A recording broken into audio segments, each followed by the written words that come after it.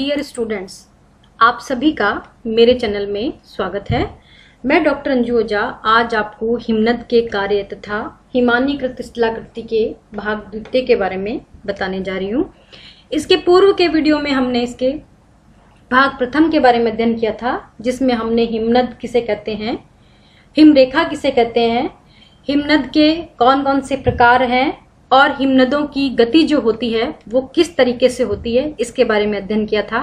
आज हम यहाँ अध्ययन करने जा रहे हैं पर्वतीय हिमनद या घाटी हिमनद के अपरदनात्मक स्थल रूपों के बारे में आज हम अध्ययन करेंगे। तो जो घाटी हिमनद या जो पर्वतीय हिमनद है उसके अपरदन के फलस्वरूप जो बनने वाले स्थल रूप हैं वो इस प्रकार से हैं। नंबर 1 है यू आकार की घाटी, नंबर 2 लटकती घाटी, नंबर 3 सर्क या हिम गह्वर, नंबर 4 टॉर्न, नंबर 5 अरेत या तीक्ष्ण कटक। इसके अलावा हॉर्न या गिरिशृंग, नुनाटक, श्रृंग तथा पुंछ, भेड़ पीठ शैल या रोश मोटोने और हिम सोपान तथा फ्रियोड।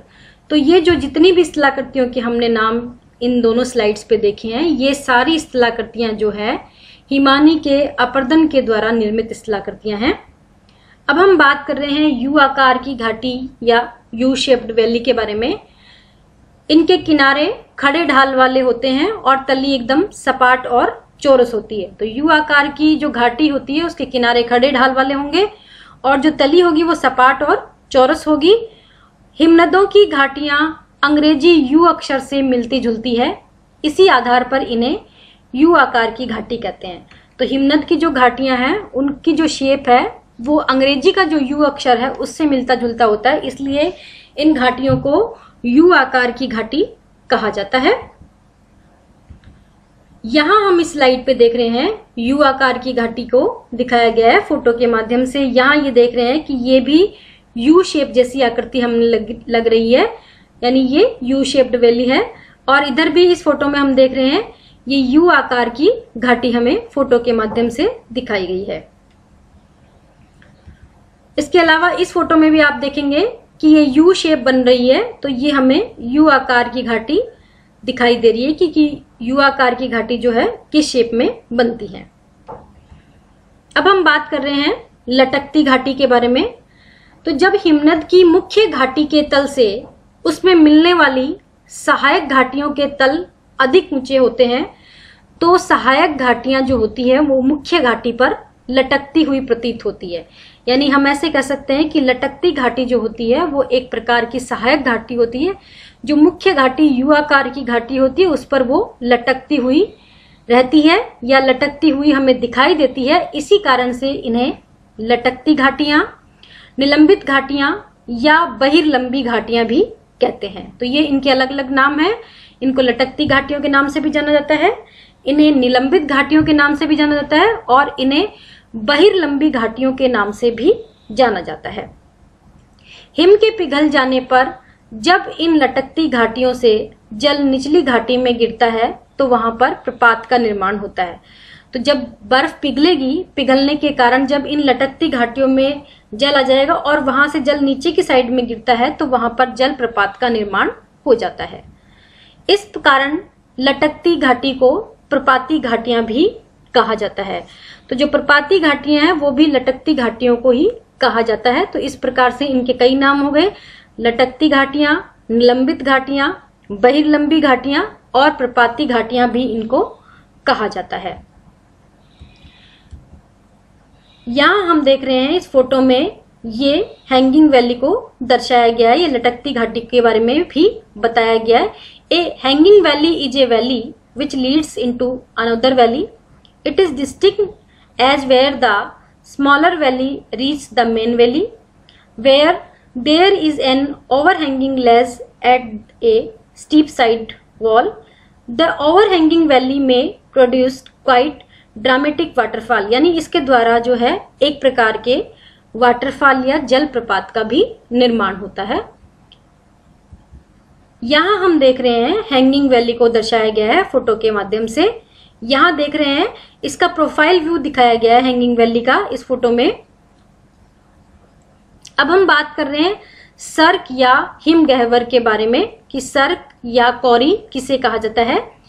पर्वतीय क्षेत्रों में घाटी हिमनद द्वारा उत्पन्न स्थल रूपों में जो सर्क होता है वो सबसे अधिक महत्वपूर्ण स्थलाकृति होती है और सर्क हिमनद घाटी के शीर्ष भाग पर एक अर्धवृत्ताकार कटोरे के आकार का विशाल गर्त होता है जिसका पार्श्व या किनारा जो होता है वो खड़े ढाल वाला होता है। यानी ये एक अर्धवृत्ताकार विशाल गहरा गर्त होता है, उसके नुमा आकृति हमें लगती है और देखने पर ये सर्क जो होता है अर्ध गोल रंगमंच के समान लगते हैं।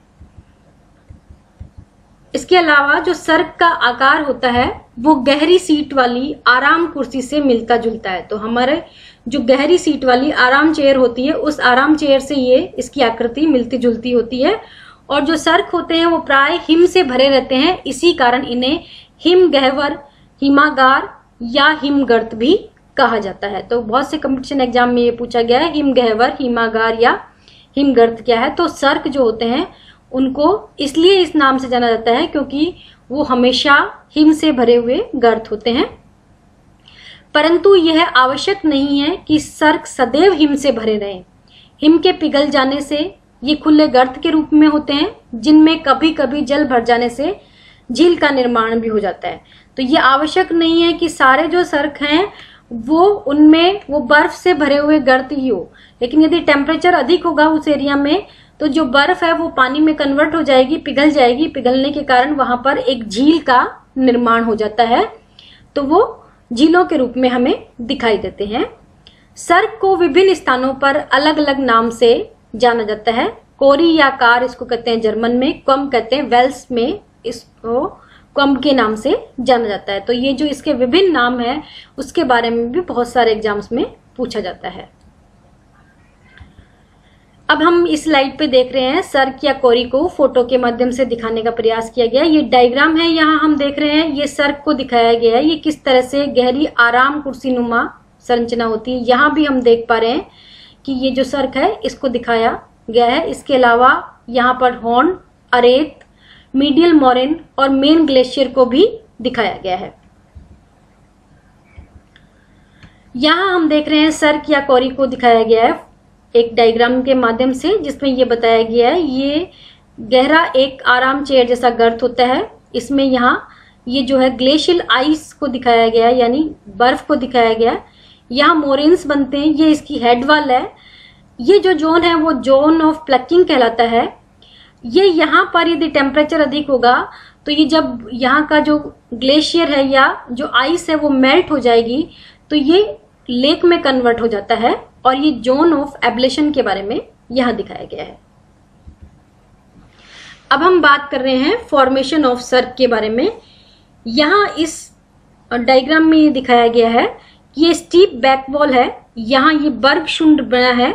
बर्गशुंड जो है सर्क में बनने वाली एक महत्वपूर्ण आकृति होती है। Water and debris fall into this crack in the ice. यहाँ पर एक खांच नुमा या हम कह सकते हैं एक क्रैक बन जाती है जिसका नाम बर्गशुंड दिया गया है। ये यहाँ पर हम कह रहे हैं मोरेन दिखाए गए हैं। इस क्षेत्र में ये दिखाया गया है plucking occurs as a ice formation around rock fragmentation, और यहाँ रोटेशन को दिखाया गया है और ये abrasion occurs as rocks are scraped along base. तो ये जो है फॉर्मेशन को बता रहा है ये डायग्राम कि सर्क का जो फॉर्मेशन होता है वो किस तरह से होता है। अब हम बात कर रहे हैं टॉर्न के बारे में।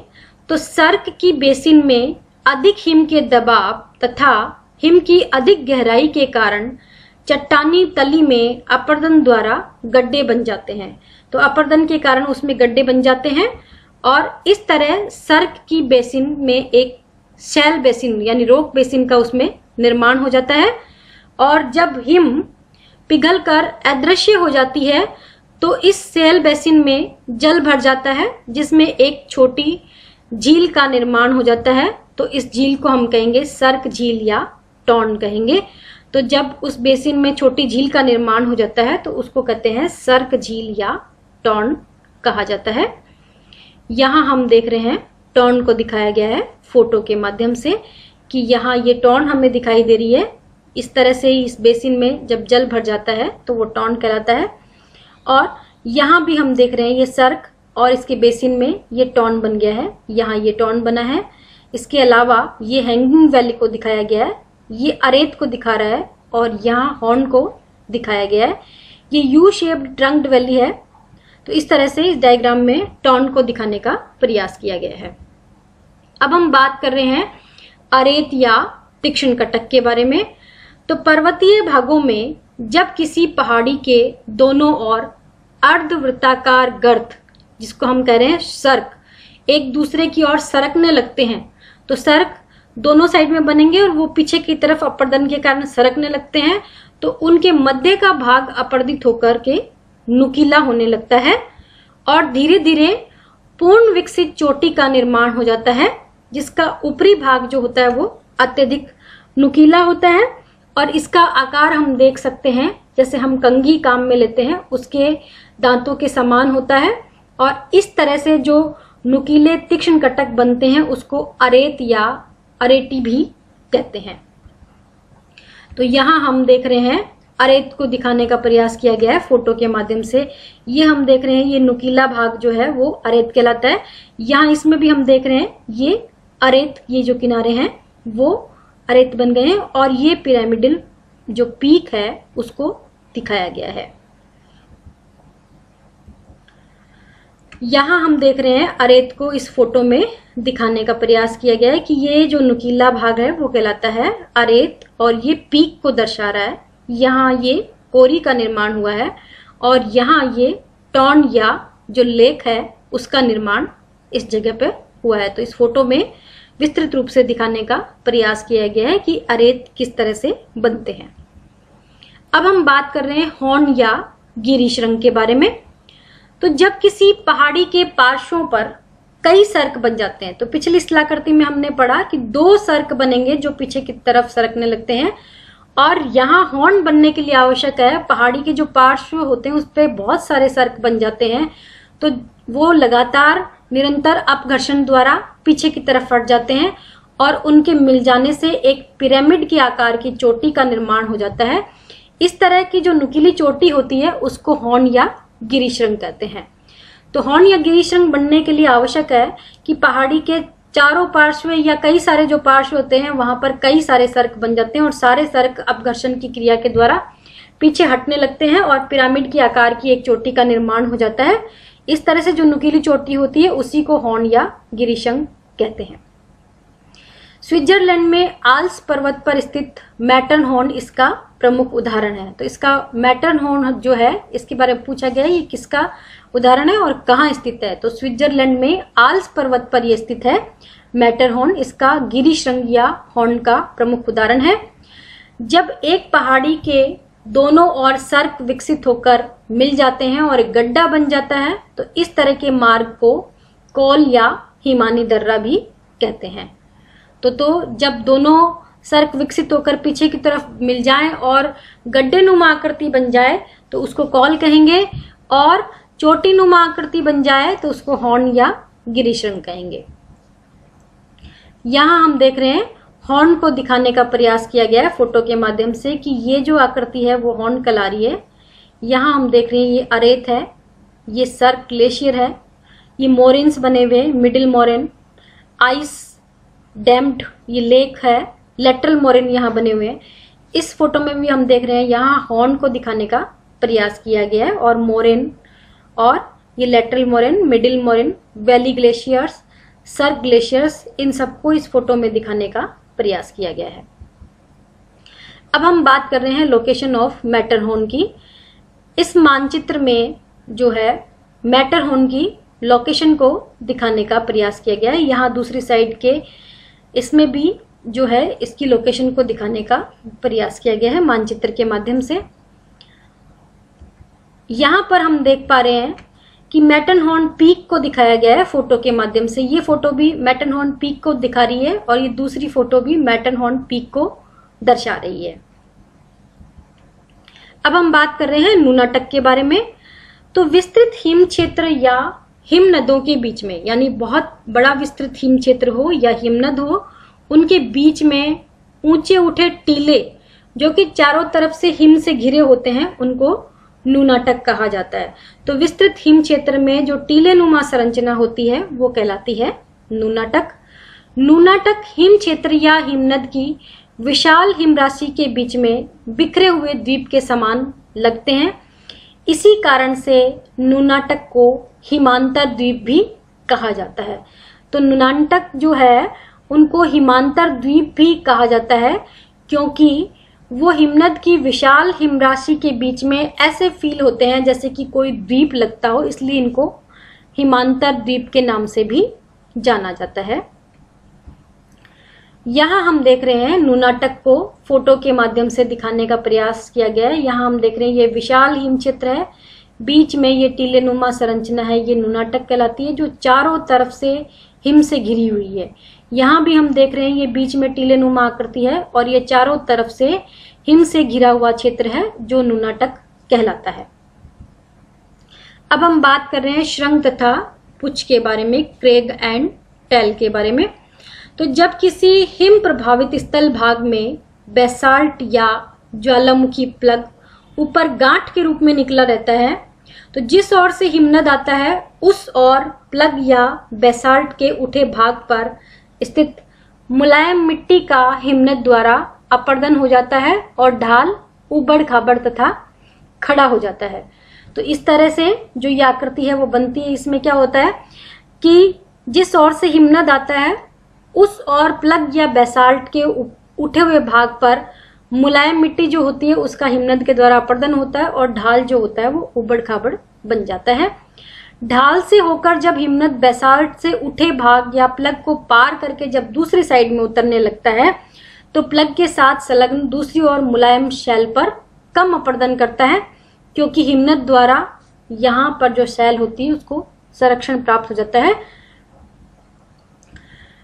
इस कारण दूसरी ओर का ढाल जो होता है हल्का और मंद होता है, यानी जिधर से आ रहा है उधर तो जो ढाल होता है वो उबड़ खाबड़ होता है और दूसरी ओर का ढाल जो होता है वो हल्का और मंद हो जाता है। यह हल्का ढाल दूसरी ओर विस्तृत रहता है तथा देखने में बेसाल्ट की ग्रीवा या श्रृंग के पीछे संलग्न एक पूंछ के समान लगता है। इस तरह बेसाल्ट या प्लग वाले ऊंचे भाग को श्रृंग और उसके पीछे वाले भाग को पूंछ कहते हैं। तो पीछे वाला भाग पूंछ कहलाता है और आगे वाला भाग जो है वो श्रृंग कहलाता है। यहाँ हम देख रहे हैं क्रेग एंड टेल को फोटो के माध्यम से दिखाने का प्रयास किया गया है।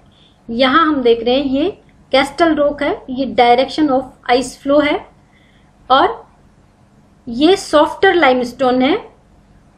इधर ये टेल वाला पोर्शन है और ये क्रेग वाला पोर्शन है। अब हम बात कर रहे हैं भेड़ पीठ शैल या रोश मुटोने के बारे में। ये बहुत ही इम्पॉर्टेंट इस्तेलाह करती है, क्योंकि इसके बारे में बहुत से कंपटीशन एग्जाम में, जैसे कि RS में, IS में, बहुत सारे कंपटीशन एग्जाम में, मेंस एग्जाम में पूछा जाता है।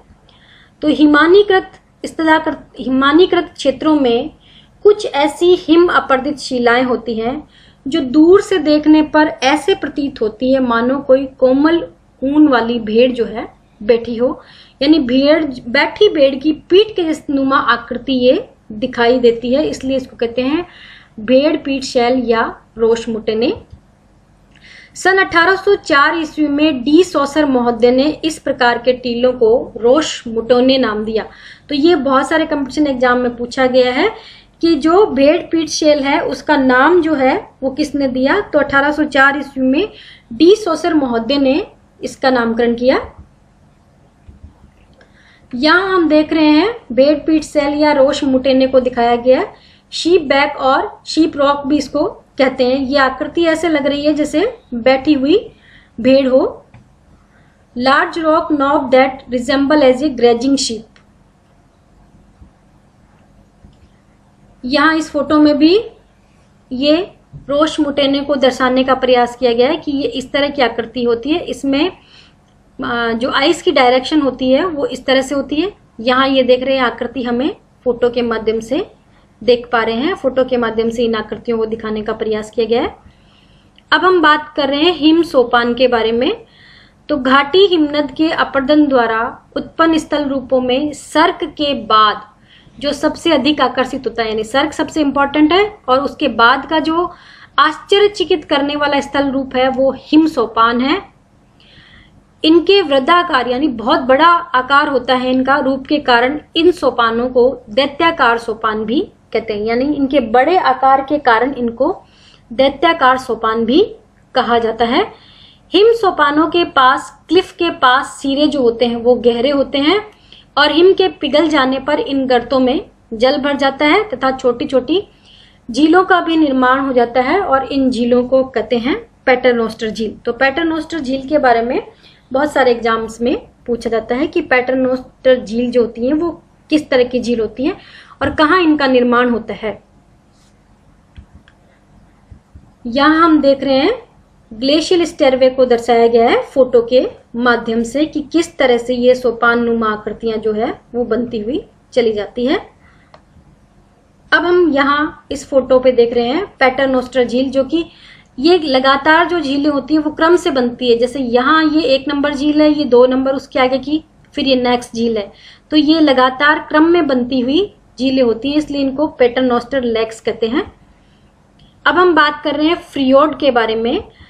तो उच्च अक्षांशों में जलमग्न हिमानीकृत घाटियों को फ्रियोड कहा जाता है। तो जल में जो डूबी हुई हिमानीकृत घाटियां होती हैं उनको फ्रियोड कहा जाता है। ये मुख्य रूप से New Zealand, Chile, Alaska, British Columbia, Labrador, Greenland और नॉर्वे में अधिकता से पाए जाते हैं। तो ये फ्रियोड के बारे में जब क्वेश्चन पूछा जाता है तो इस तरह से पूछा जाता है कि ये अधिकतर या अधिकांशतः या अधिकता में कहाँ मिलते हैं। तो ये मुख्य रूप से New Zealand, Chile, Alaska, British Columbia, Labrador, Greenland और नॉर्वे में पाए जाते हैं और जलमग्न हिमानीकृत घाटियां होती है। यहाँ हम इसको फोटो के माध्यम से देखने का प्रयास कर रहे हैं कि फ्रियोड किस तरह की आकृति होती है। अब इस वीडियो से संबंधित कुछ जो क्वेश्चन पूछे जा सकते हैं या जो प्रश्न विभिन्न प्रतियोगी परीक्षाओं या अन्य परीक्षाओं में जो पूछे जा सकते हैं वो कुछ इस प्रकार से है कि पर्वतीय हिमनद या घाटी हिमनद के अपर्दनात्मक स्थल रूप का विस्तृत वर्णन कीजिए। नेक्स्ट है हिमनद के अपर्दनात्मक स्थल रूपों के नाम बताइए। यू आकार की घाटी का वर्णन करो। लटकती घाटी का वर्णन करो। सर्क या हिम गह्वर का वर्णन कीजिए या किसे कहते हैं, टॉन किसे कहते हैं या टॉन का वर्णन कीजिए। अरेत या तीक्ष्ण कटक का वर्णन कीजिए। इसके अलावा हॉर्न या गिरी श्रृंग का वर्णन कीजिए। नूनाटक का वर्णन कीजिए। श्रृंग या पुंछ का वर्णन कीजिए। भेड़ पीठ शैल या रोश मुटेने का वर्गीकरण कीजिए। हिम सोपान का वर्णन कीजिए। फ्रियोड का वर्णन कीजिए तथा पैटरनोस्टर झीलों का वर्णन कीजिए। इसी के साथ ये जो वीडियो है वो यहीं पर समाप्त होता है। आप सभी का धन्यवाद। मेरे चैनल को लाइक एवं सब्सक्राइब करना ना भूलें और हिमनद द्वारा उत्पन्न शिलाकृतियों के बारे में समझने के लिए इसके तीनों वीडियो का अध्ययन अवश्य करें। अंत में पुनः आप सभी का एक बार धन्यवाद।